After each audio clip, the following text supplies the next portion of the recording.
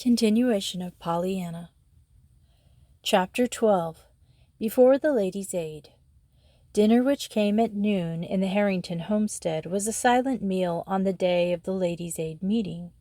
Pollyanna, it is true, tried to talk, but she did not make a success of it, chiefly because 4 times she was obliged to break off a glad in the middle of it, much to her blushing discomfort. The 5th time it happened, Miss Polly moved her head wearily.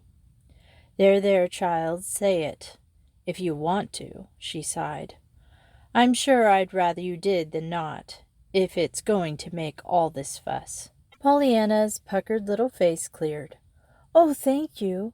I'm afraid it would be pretty hard not to say it. You see, I've played it so long." "You've what?" demanded Aunt Polly. "Played it, the game, you know, that Father—" Pollyanna stopped with a painful blush at finding herself so soon again on forbidden ground. Aunt Polly frowned and said nothing. The rest of the meal was a silent one. Pollyanna was not sorry to hear Aunt Polly tell the minister's wife over the telephone a little later that she would not be at the Ladies' Aid meeting that afternoon, owing to a headache. When Aunt Polly went upstairs to her room and closed the door, Pollyanna tried to be sorry for the headache, but she could not help feeling glad that her aunt was not to be present that afternoon when she laid the case of Jimmy Bean before the Ladies' Aid. She could not forget that Aunt Polly had called Jimmy Bean a little beggar, and she did not want Aunt Polly to call him that before the Ladies' Aid. Pollyanna knew that the Ladies' Aid met at 2 o'clock in the chapel next to the church, not quite half a mile from home. She planned her going, therefore, so that she should get there a little before 3. "I want them all to be there," she said to herself, "else the very one that wasn't there might be the one who would be wanting to give Jimmy Bean a home. And of course 2 o'clock always means 3 really to the Ladies' Aiders." Quietly, but with confident courage, Pollyanna ascended the chapel steps, pushed open the door, and entered the vestibule. A soft babble of feminine chatter and laughter came from the main room. Hesitating only a brief moment, Pollyanna pushed open one of the inner doors. The chatter dropped to a surprised hush. Pollyanna advanced a little timidly. Now that the time had come, she felt unwontedly shy. After all, these half-strange, half-familiar faces about her were not her own dear Ladies' Aid. "How do you do, Ladies' Aiders?" she faltered politely. "I'm Pollyanna Whittier, and I reckon some of you know me. Maybe, anyway. I do you, only I don't know you altogether, that is." The silence could almost be felt now.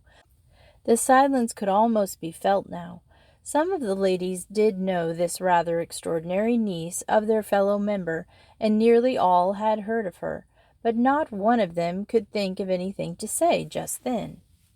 I've come to lay the case before you," stammered Pollyanna, after a moment, unconsciously falling into her father's familiar phraseology. There was a slight rustle. Did your aunt send you, my dear?" asked Mrs. Ford, the minister's wife. Pollyanna colored a little. "Oh, no, I came all by myself. You see, I'm used to Ladies' Aiders that brought me up with Father." Somebody tittered hysterically, and the minister's wife frowned. "Yes, dear, what is it?" "Well, It's Jimmy Bean," sighed Pollyanna. "He hasn't any home except the orphan one, and they're full, and don't want him anyhow, he thinks. So he wants another. He wants one of the common kind that has a mother instead of a matron in it, folks, you know, that'll care. He's 10 years old, going on 11. I thought some of you might like him, to live with you, you know." "Well, did you ever?" murmured a voice, breaking the dazed pause that followed Pollyanna's words. With anxious eyes, Pollyanna swept the circle of faces about her. "Oh, I forgot to say, he will work," she supplemented eagerly. Still there was silence, and then coldly 1 or 2 women began to question her. After a time they all had the story and began to talk among themselves, animatedly, not quite pleasantly. Pollyanna listened with growing anxiety. Some of what was said she could not understand. She did gather, after a time, however, that there was no woman there who had a home to give him, though every woman seemed to think that some of the others might take him, as there were several who had no little boy of their own already in their homes. But there was no one who agreed herself to take him. Then she heard the minister's wife suggest timidly that they, as a society, might perhaps assume his support and education instead of sending quite so much money this year to the little boys in faraway India. A great many ladies talked then, and several of them talked all at once, and even more loudly and more unpleasantly than before.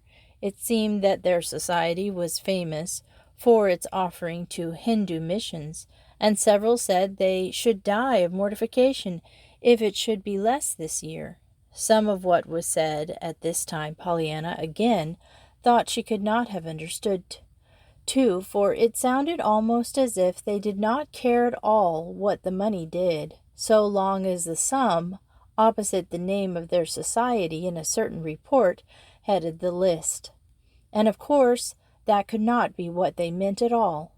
But it was all very confusing, not quite pleasant, so that Pollyanna was glad indeed when at last she found herself outside in the hushed, sweet air, only she was very sorry, too, for she knew it was not going to be easy or anything but sad to tell Jimmy Bean tomorrow that the Ladies' Aiders had decided that they would rather send all their money to bring up the little India boys than to save out enough to bring up one little boy in their own town, for which they would not get a bit of credit in the report, according to the tall lady who wore spectacles. Not but that it's good, of course, to send money to the heathen, and I shouldn't want 'em not to send some there, sighed Pollyanna to herself, as she trudged sorrowfully along. But they acted as if little boys here weren't any account, only little boys away off. I should think, though, they'd rather see Jimmy Bean grow than just a report. Chapter 13. In Pendleton Woods. Pollyanna had not turned her steps towards home when she left the chapel. She had turned them instead towards Pendleton Hill. It had been a hard day. For all it had been a vacation one, as she termed the infrequent days when they were not sewing or cooking lessons. And Pollyanna was sure that nothing would do her quite so much good as walk through the green quiet of Pendleton Woods. Up Pendleton Hill, therefore, she climbed steadily, in spite of the warm sun on her back. I don't have to get home till 5:30 anyway, she was telling herself. And it'll be so much nicer to go around by the way of the woods, even if I do have to climb to get there.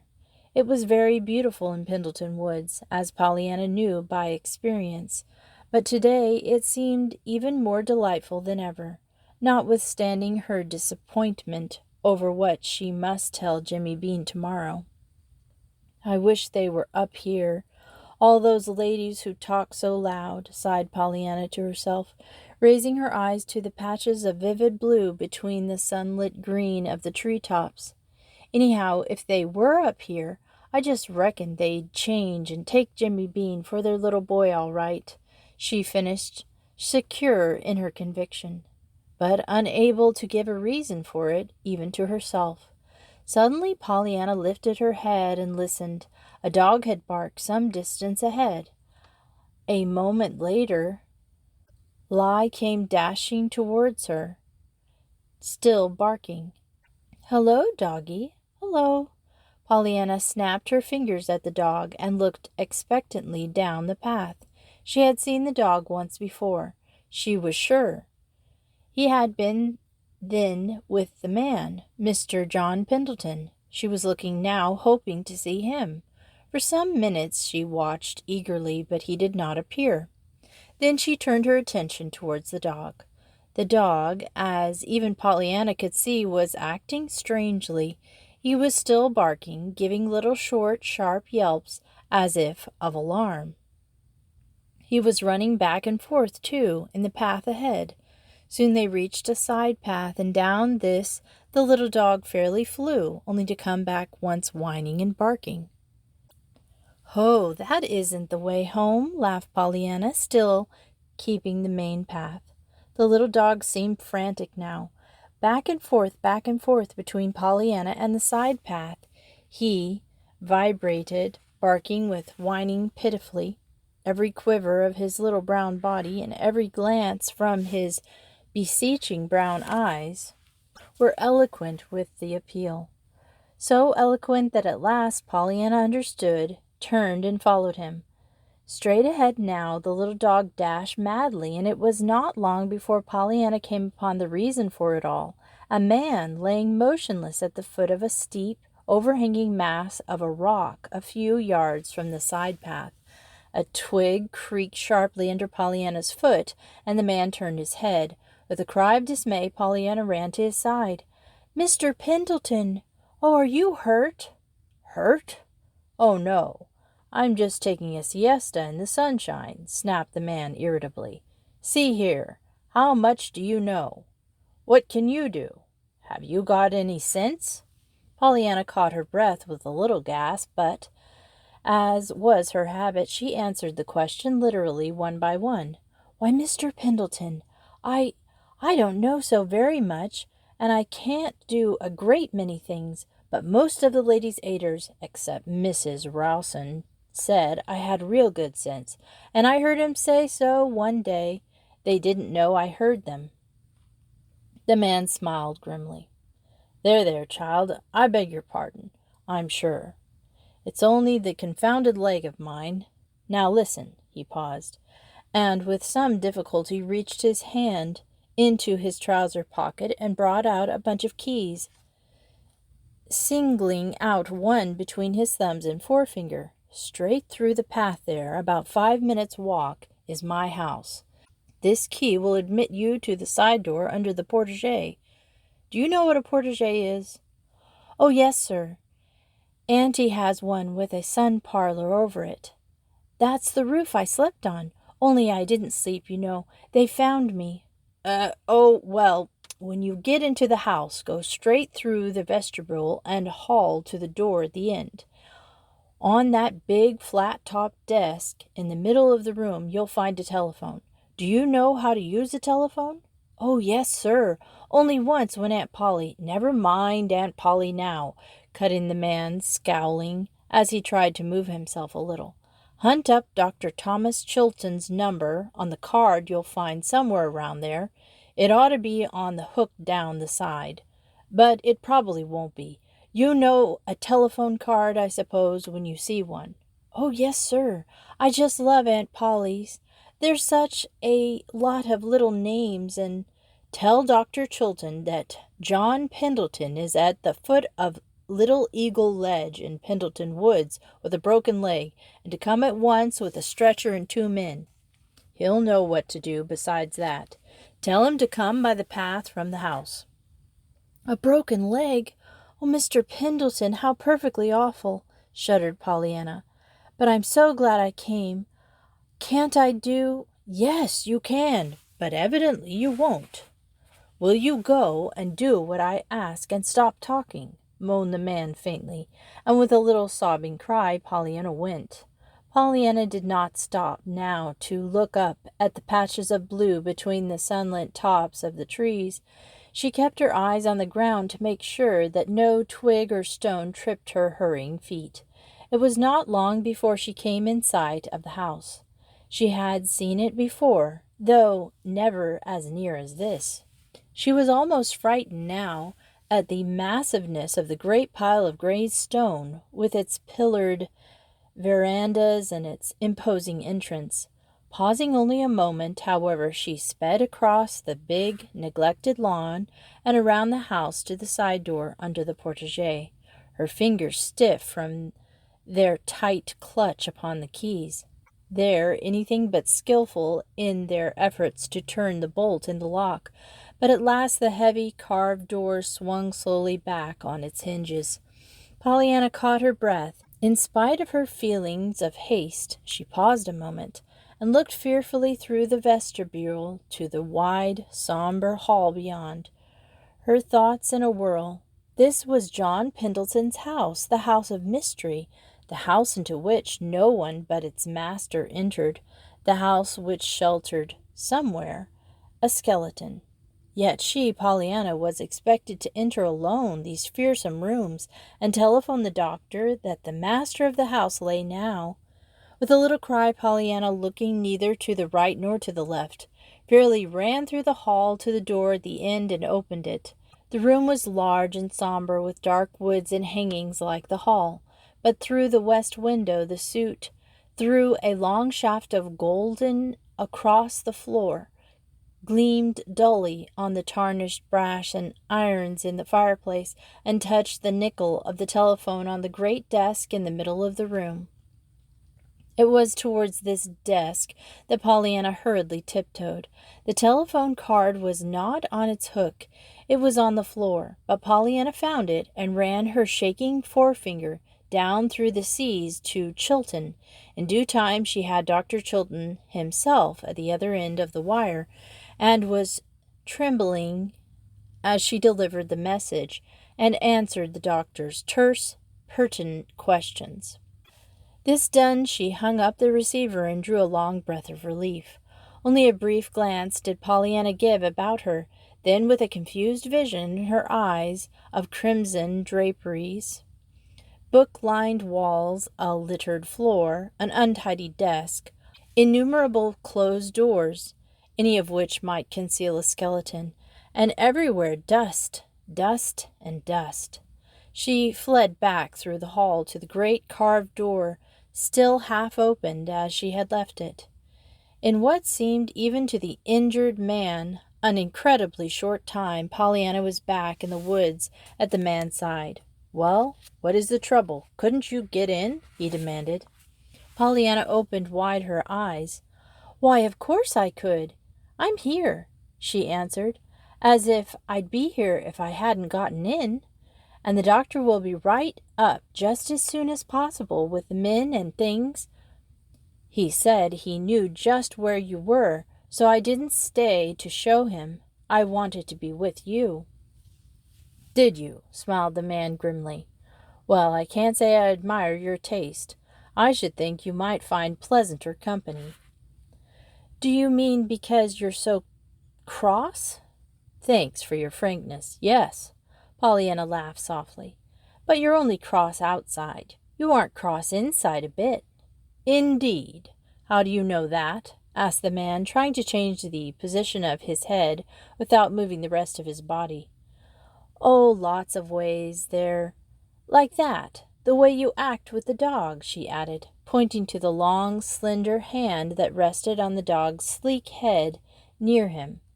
"It's funny how dogs and cats know the insides of folks better than other folks do, isn't it? Say, I'm going to hold your head," she finished abruptly. The man winced several times and groaned once softly while the change was being made, but in the end he found Pollyanna's lap a very welcome substitute for the rocky hollow in which his head had lain before. "Well, that is better," he murmured faintly. He did not speak again for some time. Pollyanna, watching his face, wondered if he were asleep. She did not think he was. He looked as if his lips were tight shut to keep back moans of pain. Pollyanna herself almost cried aloud as she looked at his great, strong body laying there so helpless. One hand, with fingers tightly clenched, lay outflung, motionless. The other, limply open, lay on the dog's head. The dog, his wistful, eager eyes on his master's face, was motionless too. Minute by minute the time passed. The sun dropped lower in the west, and the shadows grew deeper under the trees. Pollyanna sat so still she hardly seemed to breathe. A bird alighted fearlessly within reach of her hand. A squirrel whisked its bushy tail on a tree branch almost under her nose, yet with his bright little eyes all the while on the motionless dog. At last the dog pricked up its ears and whined softly, and then he gave a short, sharp bark. The next moment Pollyanna heard a voice, and very soon the owner of the voice. There came 3 men carrying a stretcher and various other articles. The tallest of the party, a smooth-shaven, kind-eyed man whom Pollyanna knew by sight as Dr. Chilton, advanced cheerily. "Well, my little lady, playing nurse?" "Oh, no, sir," smiled Pollyanna. "I've only held his head. I haven't given him a mite of medicine, but I'm glad I was here." "So am I," nodded the doctor, as he turned his absorbed attention to the injured man. Chapter 14. Just a Matter of Jelly. Pollyanna was a little late for supper on the night of the accident to John Pendleton, but as it happened, she escaped without reproof. Nancy met her at the door. "Well, if I ain't glad to be setting my 2 eyes on you," she sighed in obvious relief. "It's 6:30. "I know it," admitted Pollyanna anxiously, "but I'm not to blame, truly I'm not. I don't think even Aunt Polly will say I am either." "She won't have the chance," retorted Nancy with huge satisfaction. "She's gone." "Gone?" gasped Pollyanna. "You don't mean that I've driven her away?" Though Pollyanna's mind at the moment trooped remorseful memories of the morning with its unwanted boy, cat, and dog, and its unwelcomed, glad, and forbidden father, that would spring to her forgetful little tongue. "Oh, I didn't drive her away." "Not much you did," scoffed Nancy. "Her cousin died suddenly down to Boston, and she had to go.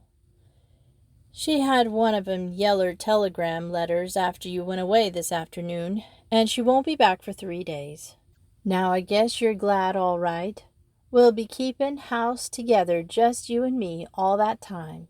We will, we will." Pollyanna looked shocked. "Glad? Oh, Nancy, when it's a funeral?" "Oh, but 'tweren't the funeral I was glad for, Miss Pollyanna. It 'twas—" Nancy stopped abruptly. A shrewd twinkle came into her eyes. "Why, Miss Pollyanna, as if it wasn't yourself that was teachin' me to play the game," she reproached her gravely. Pollyanna plucked her forehead into a troubled frown. "I can't help it, Nancy," she argued, with a shake of her head. "It must be that there are some things 'tain't right to play the game on, and I'm sure funerals is one of 'em." "There's nothing in a funeral to be glad about," Nancy chuckled. "We can be glad 'tain't ourn," she observed demurely, but Pollyanna did not hear. She had begun to tell of the accident, and in a moment Nancy, open-mouthed, was listening. At the appointed place the next afternoon, Pollyanna met Jimmy Bean, according to the agreement. As was to be expected, of course, Jimmy showed keen disappointment that the ladies' aiders preferred a little Indian boy to himself.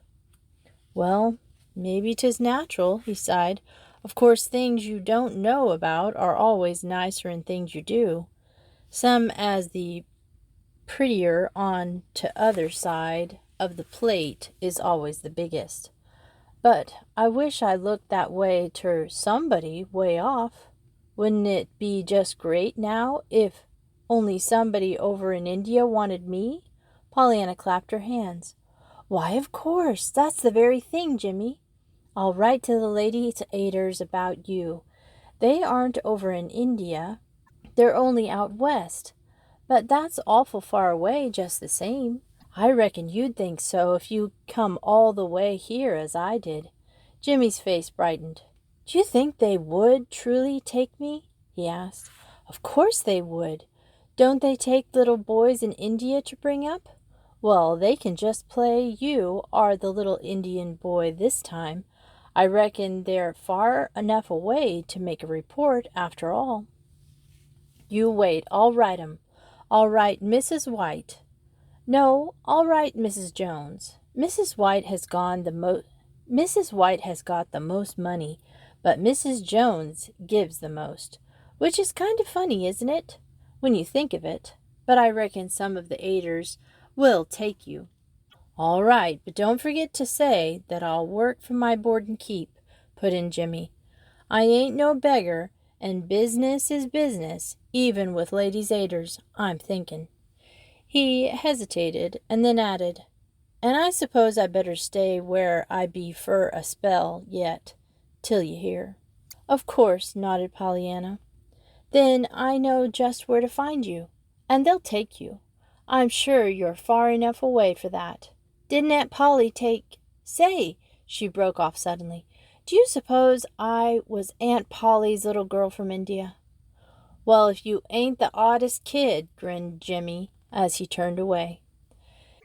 It was about a week after the accident in Pendleton Woods that Pollyanna said to her aunt one morning, Aunt Polly, please would you mind very much if I took Mrs. Snow's cat-foot jelly this week to someone else? I'm sure Mrs. Snow wouldn't. This once. Dear me, Pollyanna, what are you up to now? Sighed her aunt. You are the most extraordinary child. Pollyanna frowned a little anxiously. Aunt Polly, please, what is extraordinary? If you're extraordinary, you can't be ordinary, can you? You certainly cannot. Oh, that's all right then. I'm glad I'm extraordinary, sighed Pollyanna, her face clearing. You see, Mrs. White used to say Mrs. Rawson was a very ordinary woman, and she disliked Mrs. Rawson something awful. They were always Father had— we had more trouble keeping peace between them than we did between any of the rest of the aiders, corrected Pollyanna, a little breathless from her efforts to steer between saying her father and other things. Past commands in regard to speaking of church quarrels and of her aunt's present command in regard to speaking of her father. Yes, well, never mind, interrupted Aunt Polly a trifle impatiently. You do run on so, Pollyanna, and no matter what you're talking about, you always bring up those lady aiders. Yes'm, smiled Pollyanna cheerfully. I reckon I do, maybe. But you see, they used to bring me up, and— That will do, Pollyanna, interrupted a cold voice. Now what is it about this jelly? Nothing, Aunt Polly, truly, that you would mind, I'm sure. You let me take jelly to her, so I thought you would to him, this once.